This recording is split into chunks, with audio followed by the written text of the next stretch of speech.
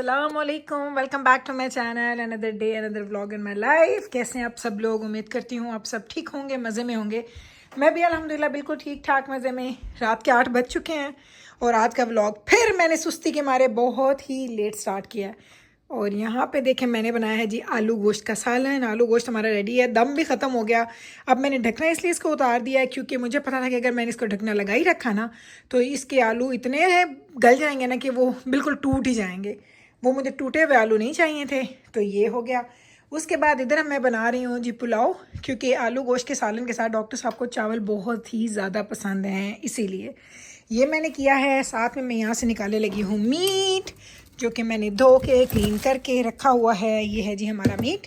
इसका मैंने चिकन का वो तिक्का मसाला लगाना है, तो ये हम बनाएंगे। देखें अल्लाह, ये सारा मीट धो के मैंने रखा हुआ है। कोई चिकन थाइस तो ये मैंने रखे हैं, ये मैंने रखने हैं क्योंकि बच्चों को लंच वगैरह देना है।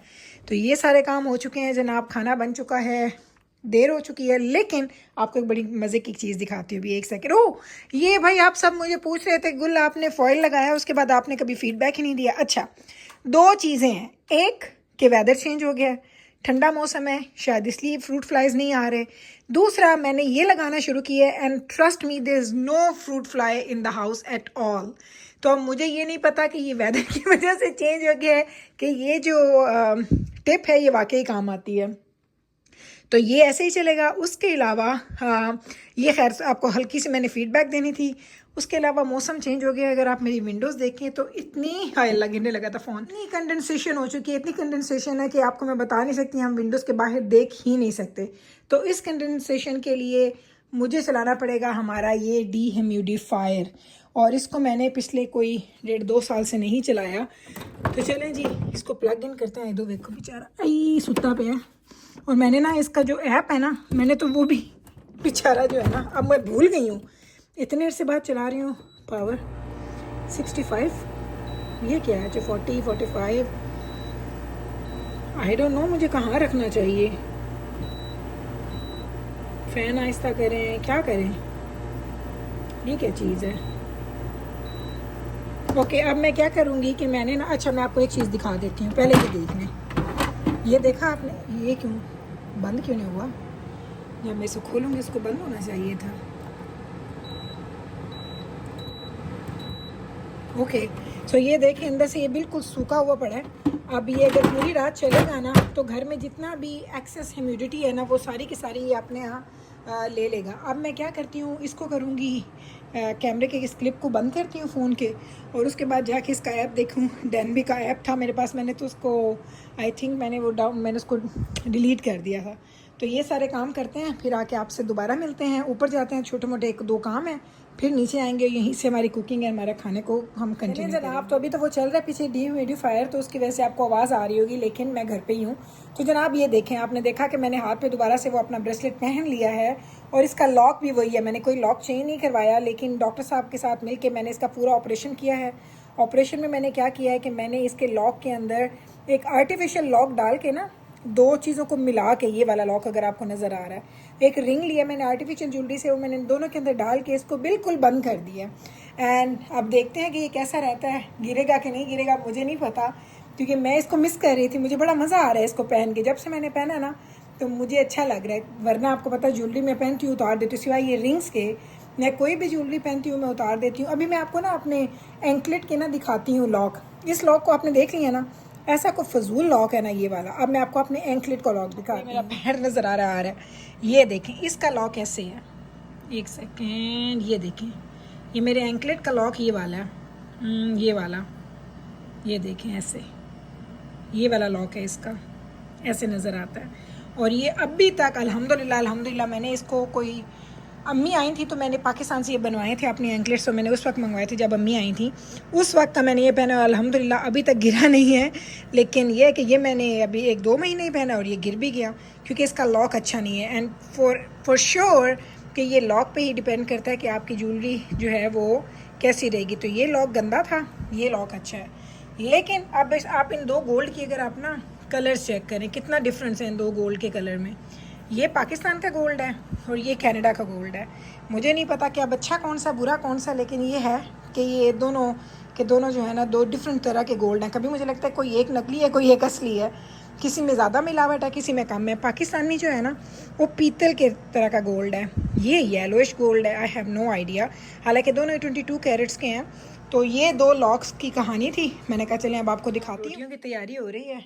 इधर मैंने इस कढ़ाई को धोया क्योंकि कल मैंने बर्गर्स बनाए थे ना, एंड ट्रस्ट मी जब बर्गर बनाओ इतना ऑयल डालो, इतना डालो या इतना डालो, सारा ऑयल आपका वेस्ट होता है। तो अभी मुझे बेब्रस के लिए फ़्रेंच फ्राइज़ बनाने हैं, तो मैंने कहा चलो फ्रेंच फ्राइज़ के लिए मैं इस कढ़ाई को धो के साफ़ सुथरा करके तो फिर निकालूंगी। ये वाले फ्रेंच फ्राइज़ हैं जो भाई बेब्रस के बहुत ही ज़्यादा फेवरेट हैं। खैर मेरे सारे बच्चे ये ज़्यादा शौक से खाते हैं, ये बहुत अच्छे बारीक बारीक वाले होते हैं। एंड यकीन करें इतना छोटा सा निकला ये वाले हैं। तो ये जैसे आपको मैकडॉनल्ड्स से मिलते हैं ना, बिल्कुल ये उनका वो टेस्ट बनता है। इन पे बस मैं सॉल्ट डालती हूँ एंड ये बहुत ही मज़े के बन जाते हैं। इसको रखते हैं हम इधर, चढ़ा देंगे और अभी ऑयल भी डालते हैं। इधर तवा मेरा गर्म हो गया, पहले रोटी मैंने डाल दी और रोटी क्या परफेक्ट गोल गोल आई है। और ये वाला भाई मैं कैनोला ऑयल यूज़ करती हूँ फ्राइंग के लिए और कुकिंग के लिए भी। आई थिंक इतना इनफ होगा क्योंकि मैंने थोड़े से बस फ्रेंच फ्राइज इसमें मैंने फ्राई करने हैं। अदरवाइज़ पता है वो कढ़ाई के अंदर वो बाउंड होकर पड़ा रहता है। चलें जी, ये हो रही हैं जी रोटियां तैयार हमारी। अभी सिर्फ एक बनाऊंगी क्योंकि बाकी अभी बाप बेटा तो क्लब से आए नहीं हैं। पहले ये जिब्राइल को बना के देती हूँ। मिकाइल ने पुलाव मैंने बनाया, मैं आपको दिखा देती हूँ एक सेकेंड। ये देखें पुलाव मैंने बनाया, पुलाव का थोड़ा दम भी खुल गया, रेडी हो गया। हाय अल्लाह इतनी गंदी आवाज़। तो मिकाइल पुलाव लेके जा चुका है और जिब्राइल आलू नहीं खाती, तो उसके लिए मैंने क्या किया कि देखें ऐसे आलू गोश्त के सालन में से मैंने सिर्फ गोश्त और शोरबा निकाल दिया। उसमें आलू नहीं खाने भाई, आलू की दुश्मन है वो बच्ची, कहती आलू ना मैंने खवाओ ज़रा, रोटी बन जाए।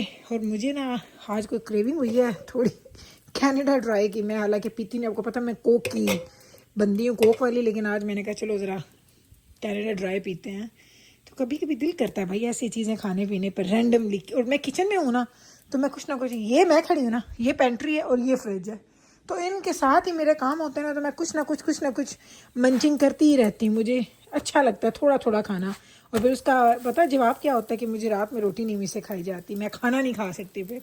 लेकिन वो मेरा अपना किया हुआ होता है जो मैं भुगतती हूँ। लेकिन इट्स ओके। बस गरम ऑयल में डालें, 2 से 3 मिनट इसको आपने बस इसमें फ्राई करना है एंड दैट्स इट। पहले मैं इसको एयर फ्रायर में बनाती थी लेकिन अब मैं नहीं बनाती क्योंकि एयर फ्रायर के फ्राइज़ में ना ट्रस्ट मी कि वो मज़ा नहीं आता। मैं सच बताऊंगी, वो मज़ा नहीं आता जो आपको फ्राई किए हुए फ्राइज़ में आता है।